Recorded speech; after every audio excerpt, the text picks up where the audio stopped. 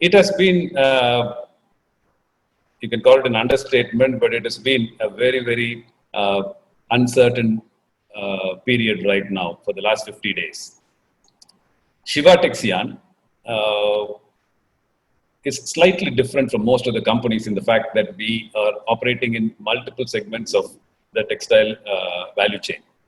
While on one side we are in conventional spinning, on the other side we are also in technical textile products, and some of those technical textile products are also in the PPE domain. So what we have been seeing is we've been seeing on one side an absolute lockdown of our production facilities, particularly in places where the manpower engagement is very large, like in the spinning sector. And concomitantly, we've also been seeing a huge demand for PPE. And Shiva Texyarn has been one of the earliest companies in the country to actually get the certification from CITRA, which was requisite for the Ministry of Health through HLL procurement process. So we've been quite busy right at the forefront of the initial surge of going from zero to something in terms of making PPEs in the country and distributing it. So it's been a very interesting experience, I would say, on that front. We've been traveling. In fact, there's been no lockdown for a couple of our segments, and we've been seeing the entire way that it was initially chaotic, and then how the government was able to put in systems, and how, of course, I should at this point also say, at least as far as the PPE part of the Indian story is concerned, an outstanding work was done by various government agencies. Particularly, I have to talk about the Secretary Textiles and Ministry of Textiles, really burning the midnight oil. And I think midnight would have been early for them in a sense, on a day-to-day basis, to ensure like companies who had never done this before were brought into shape to actually reach the standards and then to start producing in volumes. So that was a great journey. On the other hand, the spinning industry, as you very well know, it was a complete lockdown. For a company like Shiva Texyarn with the 50,000 spindle spinning capacity and engaging approximately about 700 workers, the call for us was what we do, and we went with what the government's advice was to make sure our people were safe. So we housed everybody, we did not ship them off in haste, and we housed everybody, we made sure they were engaged productively, because it's an idle mind is a devil's workshop, as you very well know. So these people work 8 hours a day. They are workers. They are young workers with a vision for themselves and a future. And it's not just about feeding them; it's also making sure their mental health and their feel-good factor is there. And that has been our journey so far till now, of being able to maintain that. And with all the choppiness happening with migrant labor going out and all that, we have to come out with solutions where we protect ourselves. So we make sure that there's nobody going in and out, but at the same time, creating avenues for those people who want to go home to do so safely. So it has been more of a morale boosting, saving your flock kind of exercise till now, which to some extent has actually taken our mind off the deep economic catastrophe that many of our companies are going to face. So lockdown, as is essence, brought out those protective nature of us, which in a sense is good, because we have not thought too much about the economic impact, which is going to be extremely significant. And now, as we emerge from lockout, we will then have to face those realities, face the reality of significant lower production cuts, of money outstanding in the market not coming back, of customers not doing well, because if your customer is good, then you do well. And in the whole process, also having to take care of this whole commitment of interest, payments, the hundreds of thousands of people who work, all that. So those challenges are just now emerging as we come out of the lockdown. And it's going to be a very trying year, no doubts about it. We have started spinning operations in a small way, with a much muted capacity and not going at full capacity, purely because we want to understand how the market reacts. Typically, what happens in these kind of feeder products, and not end consumer products like the yarn segment which we work in, you need to see a revival of the garmenters, of the weavers, of the people who are down the chain and who are actually coming on into their own production based upon the end consumers' choices of whether to open now partially, or all that. So typically there is a lag. And the reason that we wanted to go in was, like I said, we need to engage people. We need to actually give them at least part work, because then they feel that things are getting back to normal. And it is the mental feel-good factor that's important.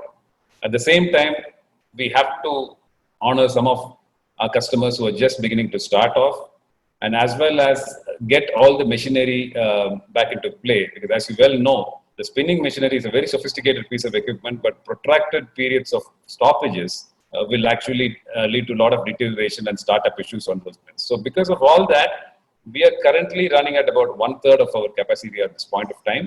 And then we are now trying to titrate our strategies to see how the market behaves, and then what we should do. What should be our scale-up ratio, what should be our product portfolio, and all that. But at this time, it's a little fluid. So we've just taken baby steps towards opening up. With regards to the rest of our operations, which is in terms of coating and processing and all that, we are going a little slow. The coating operations are partially run, processing not yet so, for the same reasons that I mentioned about spinning. Our lamination and our PPE segment, of course, has been working non-stop, because we expect that demand of those products to go well into the second quarter for this year, and if not more. And also, the company has sort of rejigged its operations to also enter into protective masks and other areas, particularly in the cloth mask, hybrid cloth mask segment. So those segments of our business are going in full blast, and we're seeing how we can sort of move existing resources from the other divisions into these places, because almost every other segment is going to be significantly hit, at least in the top line. And what happens at the bottom line is a different story. It's going to definitely be impacted at the top line. And the mitigating factor would be probably the PPE segment. So we're trying to see what we can do here, so that as a company, we have a good future to look forward.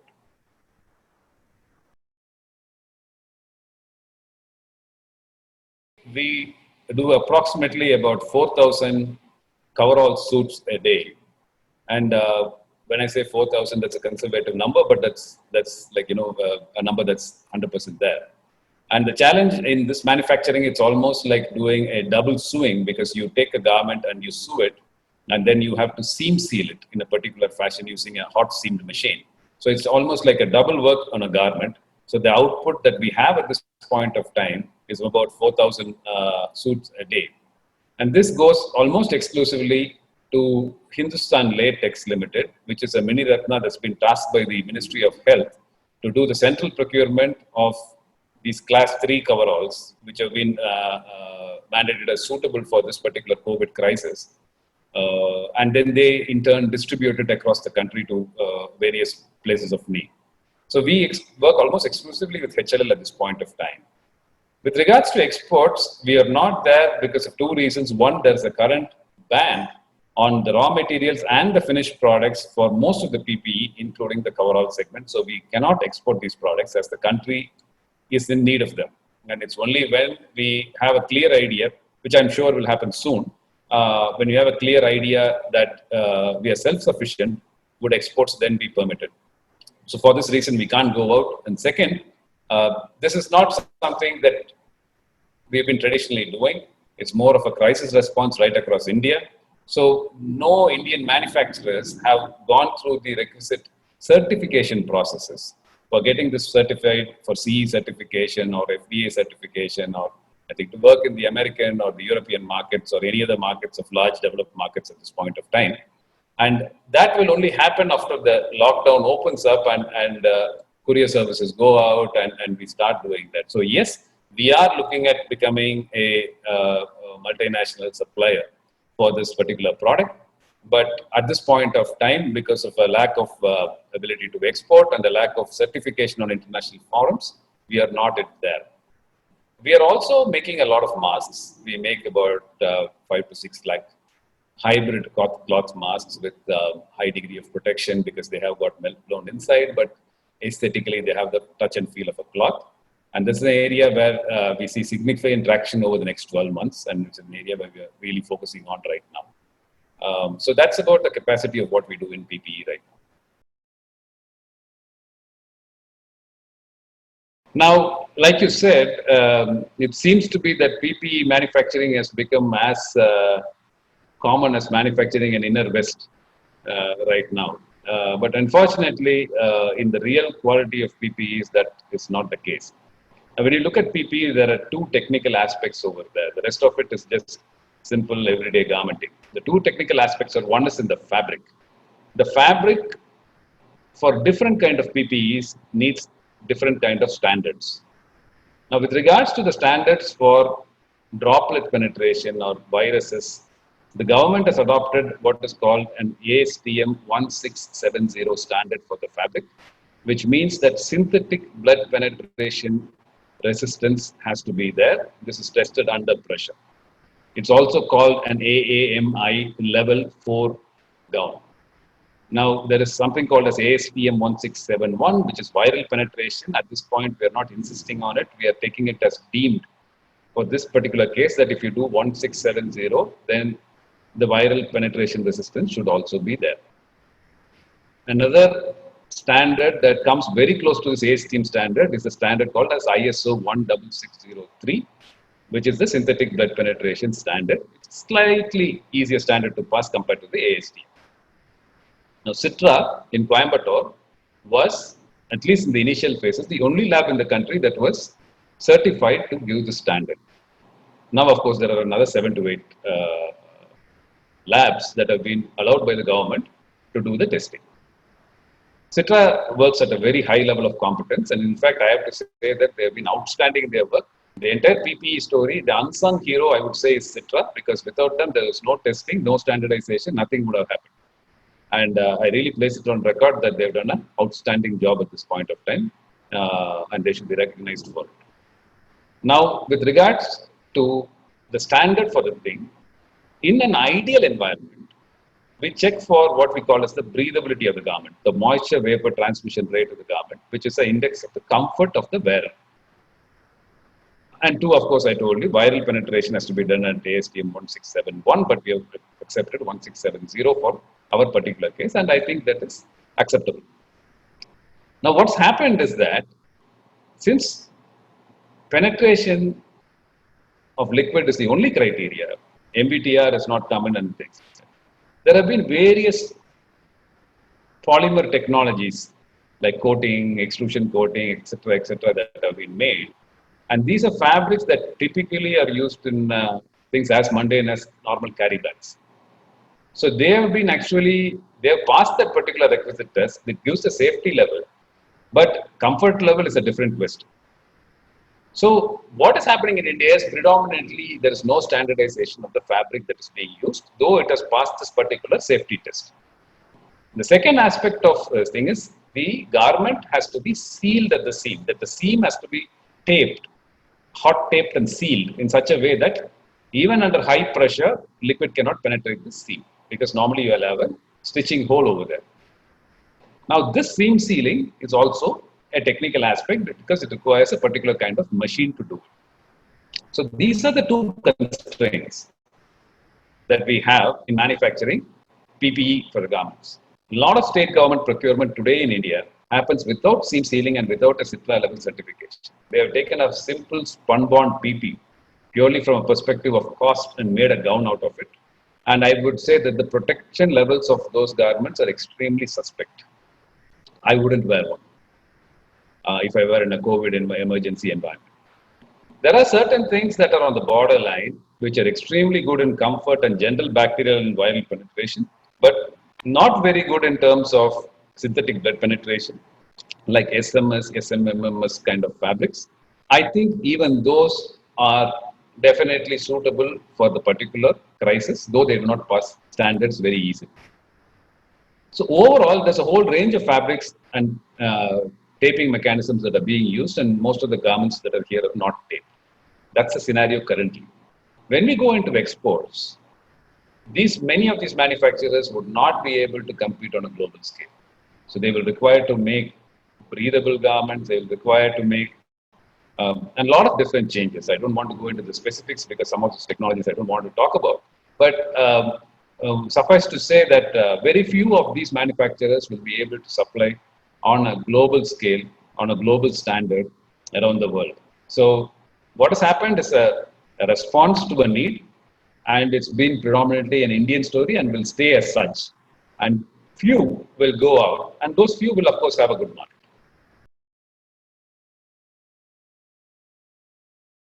Right now, I believe that we are in a survival mode.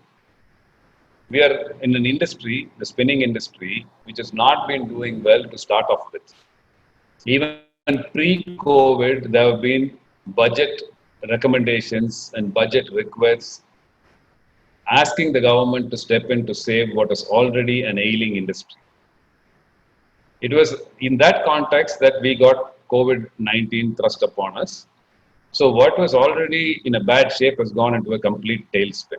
So I believe for the next 1 year, the players in the spinning industry will have to have a survivalist mentality. By a survivalist mentality, I mean that we will have to take hard decisions to shed things which we like, but we don't need. And to do only the bare essentials, and there will come a time when we'll have to shed some of the things we need just so that we survive. Today, I believe that we have to be purely cash conscious, purely cash flow conscious. So at Shiva Texyarn, we have taken certain decisions.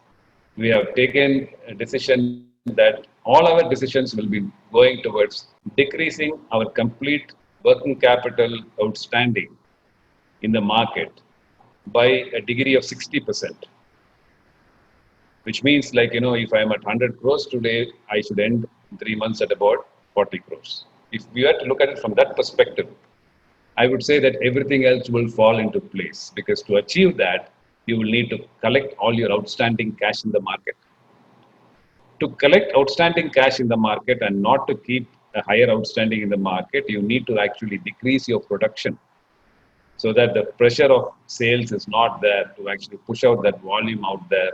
And then, because if you do that, you will be going into an endless loop right now. So decreasing production also decreases your need of having to buy new raw material.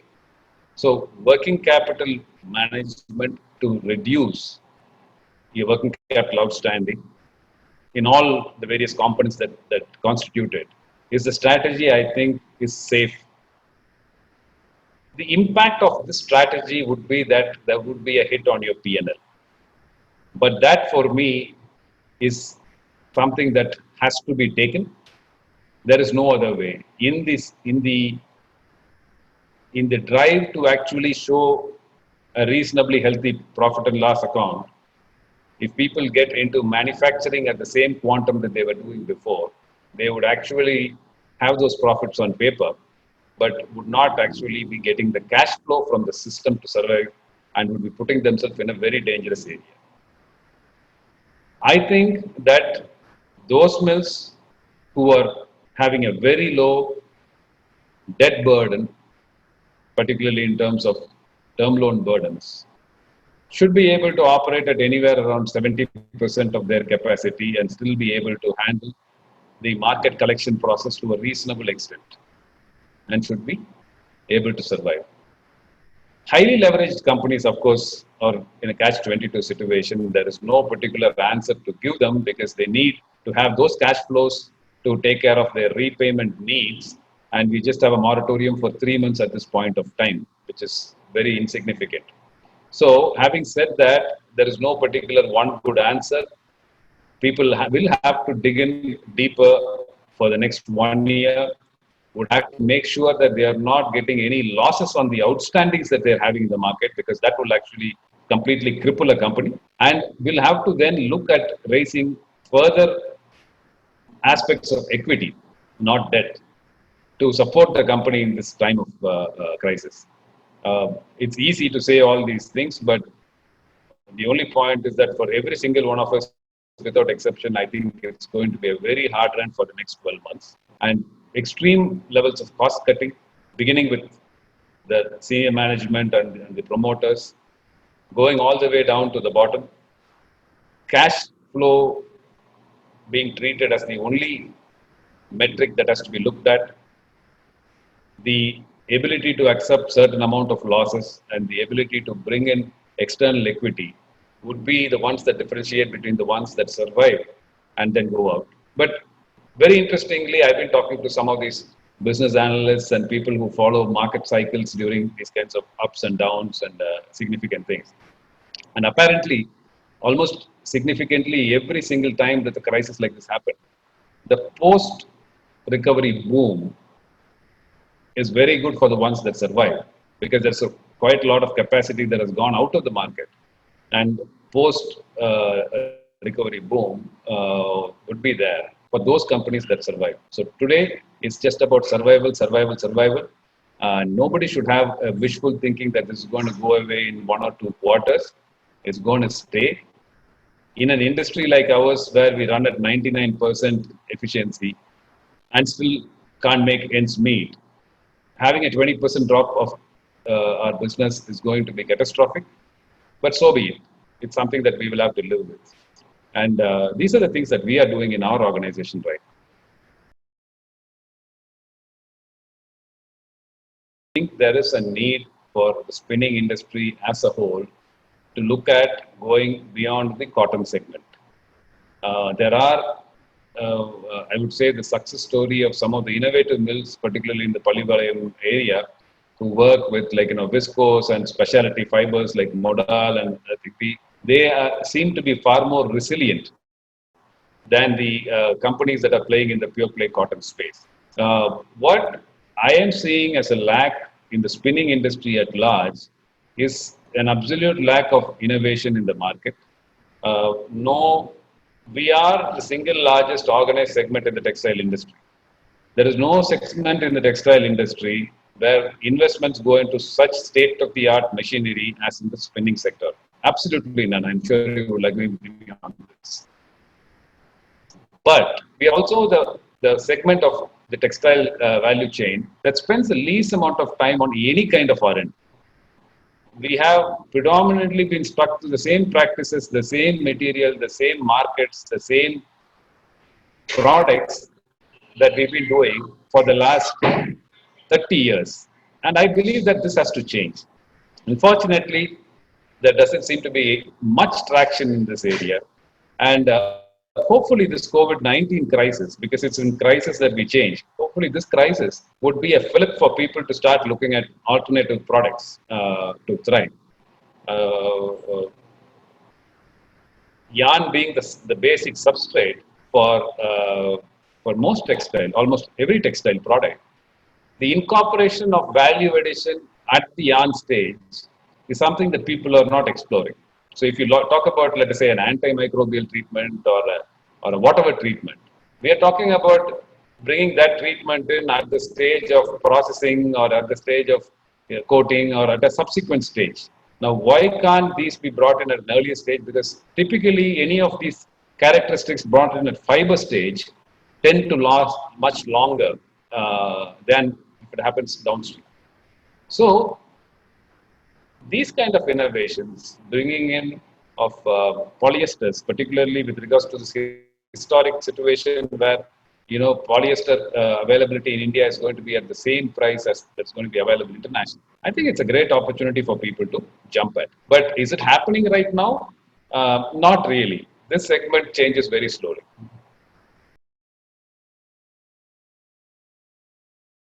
Just seen one announcement yesterday pertaining mainly to MSMEs. A lot of people in the textile segment are MSMEs, particularly technical textiles where I operate in. So I'm sure that this would extend certain advantages to them. At least from a perspective of cash flow, they will have no worries. And the norms have been very clear that it's a moratorium of 1 year followed by a repayment of 4 years for the extra loan that is being given, which I think are quite fair terms. So at one level, you are having that. What we are not seeing is we are not seeing any industry-specific package. There is no textile industry-specific package that is coming through. So what applies to the rest of industry seems to apply to us. At this point, that seems to be the thing. Now, that's both good and bad. Good as in like, everybody gets the same thing. So there's no question of any favoritism to a particular segment. But bad because not all industries are the same. And textiles being critical, high manpower intensive, being one of the drivers of the economy, needs a little bit of special help. I hope they take that on in later stages. While MSMEs have been supported to that extent, there has been, at this point at least, no support for the major. The government seems to be of an approach that they will give nothing for free during any of these SOPs. If you see the overall thing, it is in the form of soft loans and other measures to tide over a current crisis. But there are no write-offs, there are no interest waivers, there are no special funds or grants being given to anybody for any reason. So the underlying criteria seems to be that the government says that you are not getting anything for free. We will at best try to alleviate you, which I think is not too bad in most of the cases. But if we were to look for something which would be a game changer, probably a moratorium on all existing loans in terms of term loan repayment, in terms of interest repayments for at least about 3 quarters to 4 quarters, and those term loans to be then like actually rolled over, the period to be rolled over, and for the interest loans to be then converted into term loans. If this were to be done, a significant amount of cash flow would be freed up to actually pay the vendors and pay the downstream people, and more importantly, to pay the workers who are working for us. Because what I see right now is I see a contraction of close to 50% of the entire textile workforce of this country going without a job, or they probably are already without a job. That is a scary number to look at. The only way to actually get out of the number is if there is a complete interest subvention system where, like, there is a moratorium of repayment of interest and principals on term loans and working capital loans for a period of 9 to 12 months, because that's what should be reasonably expected to get out of this crisis. That happens, industry, I think, can even be mandated to have very serious, stringent workforce compensation laws. I don't think they will mind that if the support is given. But where we stand right now, we just had one announcement on MSCMEs, and that doesn't cover everything. So we have to wait and watch. It's a tough one to say, and it's, a lot of people actually put their foot in their mouth by committing to some kind of a time frame. But so with all possible caveats that I can bring in, let me say that my personal opinion is that I am looking at a 12-month period minimum for us to go back to a pre-COVID environment. We will see a complete seesaw of companies, disruption of value chains, disruption of manufacturing happening. The revival would start with a jump in consumer confidence in the Western nations, who are the largest consumers of the products that the rest of the world exports. And I think that this COVID crisis is not going to go soon, because in another 3 months their winter starts, and that's when they typically have their flus and all that. So I expect that this will go through another crisis. So I don't see this coming to some level of settling down before the March of next year, and then on at least another quarter for the industrial pipeline to respond to that and to come to some normalcy. So we are in May. I don't think we will see any sense of normalcy till about May of 2021. That's my take on it.